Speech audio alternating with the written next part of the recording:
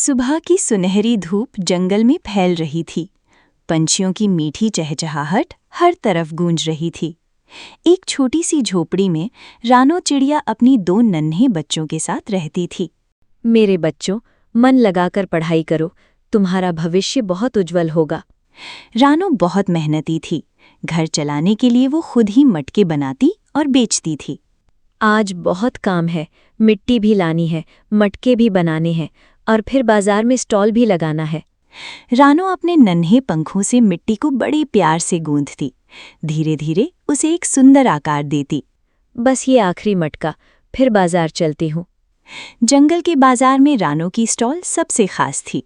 उसके मटके मजबूत और ठंडे पानी के लिए मशहूर थे। रानो, तुम्हारे मटके सबसे अच्छे होते हैं। धन्यवाद, ये सब आपकी मेहरबानी है। मुझे भी एक दे दो, मेरा परिवार प्यासा है। जरूर, ये खास मटका है, पानी देर तक ठंडा रहेगा। तभी अचानक जंगल का चालाक बिल्लू लोमड़ी गुस्से में वहां आया। सुनो रानो, ये जगह अब मेरी है, यहाँ मैं स्टॉल लगाऊंगा। क्या?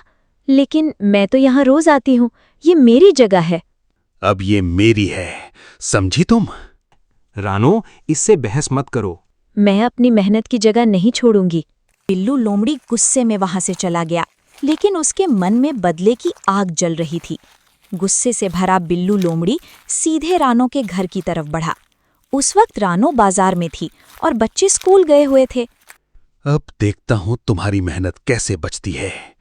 और फिर उसने एक एक करके सारे मटके तोड़ दिए और रानो की छोटी सी झोपड़ी भी गिरा दी। कुछ देर बाद रानो और उसके बच्चे वापस घर पहुंचे। ये किसने किया?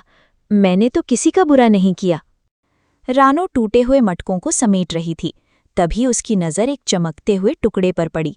ये चमक कैसी है? जैसे ही वो उसे छूती है, तभी आवाज आई, रानो, मैं एक जादुई मटकी हूँ, बताओ तुम्हें क्या चाहिए? मेरा घर टूट गया, मेरी सारी मेहनत खत्म हो गई। तुम्हारी मेहनत कभी बेकार नहीं जाती।